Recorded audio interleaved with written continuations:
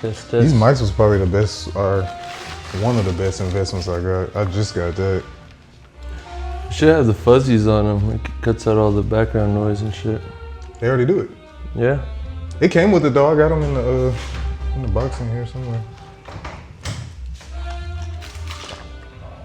But they're already pretty good. Usually it's pretty quiet, but we got the Jazz Fest next door. For real, they're trying to make sweet love in the hallway and shit.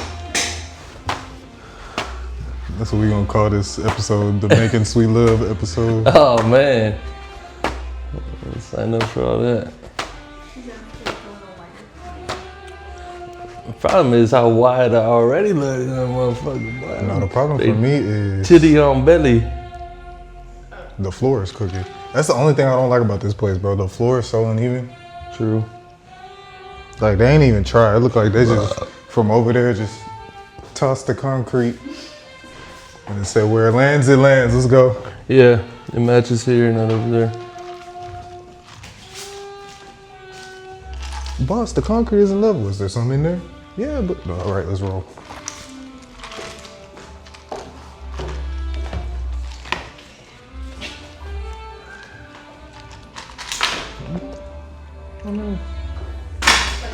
Damn, them clicky clackies, bro. It's the points on the boots. Look, when I first got these, I wore them at the tattoo convention. This fool Rollo pull up, talk about something. I see you got your stilettos on. Oh. I said, you know what? That's exactly what they are.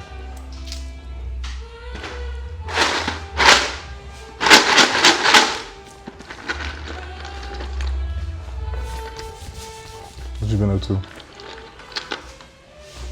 You record? Yeah. Oh man, I told you give me a heads up. A lot, bro.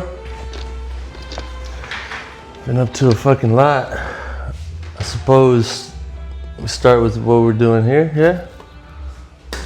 With what? Like, Podcasting? Like the choice of the piece we're doing. Do you usually talk about the tattoo itself or no? I've been thinking that we probably should more, but I don't, just because I haven't figured out the tattoo cam yet. So like on some episodes, like with this, you'll probably be able to see with this, like the tattoo getting done. Yeah. But on most of them, you can't even see it. So it's kind of like I don't know. We're gonna figure it out. But go ahead, tell them about it. First of all, how do you say it? Oh man, that's the one part I don't want to put on camera. Cause like I've been doing, it's an Aztec goddess / demon. Itzpapalotl. Yeah. Right. And like I've been doing research, but it's online. So like I can spell it, I can write it.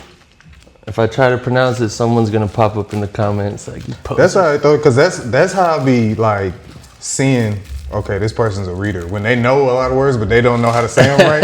Like, okay, they're just a reader that just be by themselves, kind of. But it's like, who am I gonna go ask? You know? Exactly. Like it's. But anyway. Well, also you're on your phone, so you could look it up. I'm sure Google would fuck it up as bad as I would, but the way it's spelled would indicate Itzpapalotl. I'm sure that's inaccurate, but it's because I just had my third son. I got my first two kids. Congratulations. Thank you. Got my first two kids' birthdays in Roman numerals, and I originally wanted this spot for an Aztec calendar, but figured I'd see, okay, how does this birthday get represented in Aztec style? And the thing is, it's not like a month, date, year thing. When you use that calendar, it's complicated, but essentially every 13-day period is ruled or like overseen by a different entity.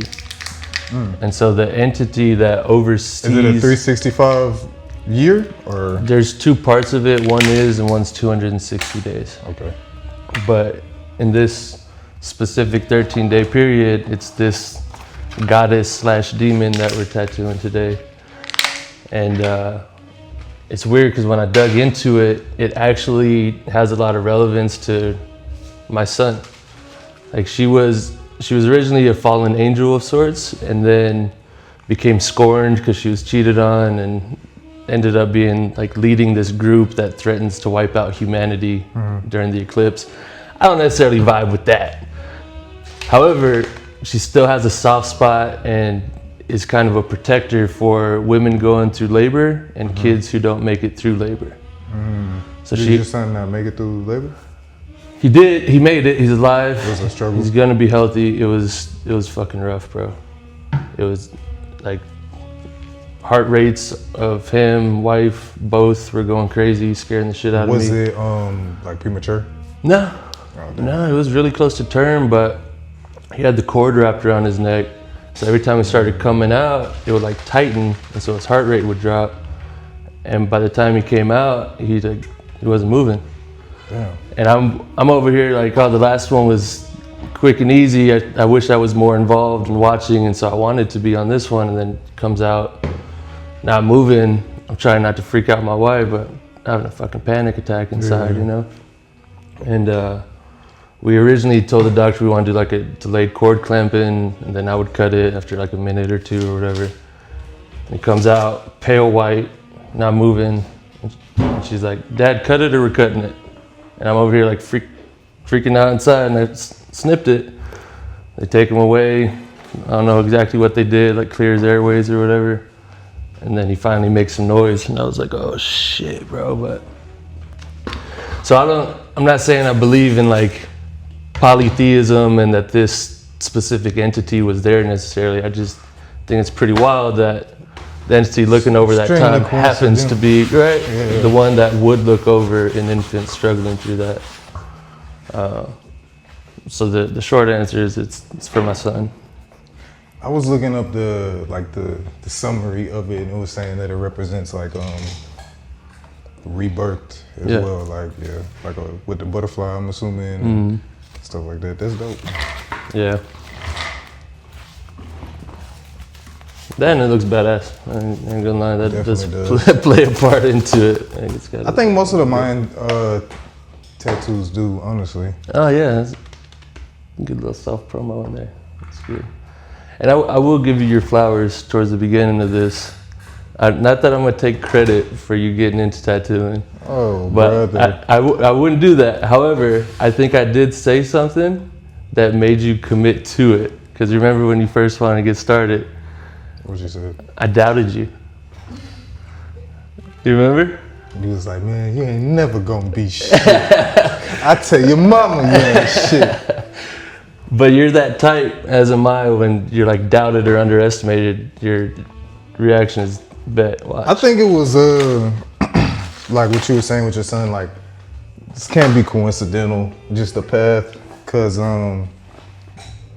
you know, I was kind of forced to like take it serious as far as like getting a job as a professional tattoo artist. But yeah, I mean shit, maybe. I don't think I would have been able to do it any other way. Like I've apprenticed people, and I know I wouldn't have been able to do an apprenticeship. I've seen a lot of other apprenticeships. I've worked under other artists, and I'm like, bro.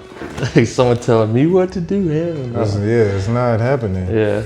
So I'd never say like I taught you everything or nothing. However, exposing you to it and then giving you that little bit of doubt, I believe sparked a fire in you to be like, nah, fuck that, I'm gonna do this shit. Yeah. And to go from that to this, right? It's the second shop I've seen you run. Super successful, come a long way, training up solid people. I'm proud of you, bro. Whatever that's worth.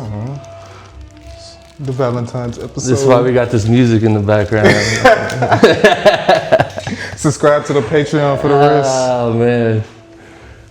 No, I just gotta give you your flowers, man. I don't know if everyone knows. Appreciate you. I mean, shit, I can throw it back the other way because as far as like just the serial entrepreneurship, you always like, I was always kind of like, you know, like, man, there's only a few ways to get it, but you were like, bro, you could, what is this, blades of grass? Who needs blades of grass for $1? I got some, like, you could do whatever. Yeah. So that kind of opened my eyes to like, oh shit, okay. So whereas now it's like, that's one of the reasons I started this podcast, because what are you doing? Because how do you do it? Because I might be doing it in a couple months. Right, like it's like you're putting it together, but you're learning at the same time. I'm the same way with the events and shit I throw. People are like, is it all self-promo? I'm like, bro, I'm there learning from people who want to be in that room as much as I'm teaching, you know? Yeah, I don't know how it's gonna fit or how we're gonna position. If need be, I do have this tricep. I mean, it's the same thing. What you got going over there? Are you drawing swirls on it? Bruh.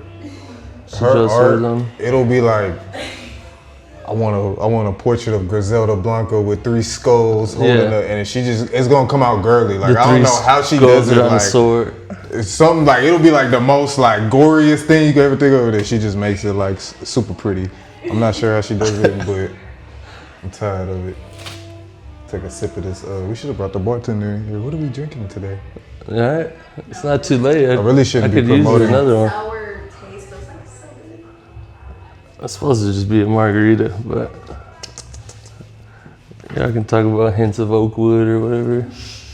There's a hint of a plastic bottle in there. Right. I taste tap water in the ice. Not for real. Just what I did so far. Oh wait, am I a liar? Actually, combine them low key. I think it was this one.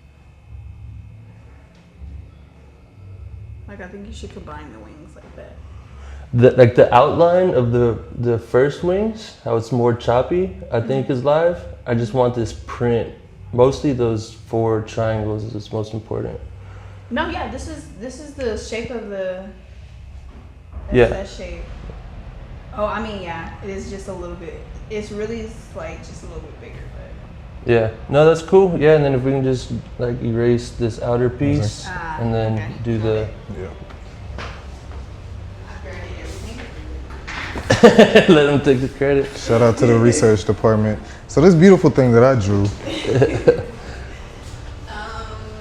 have the Apple pencil? Yeah. It's on there.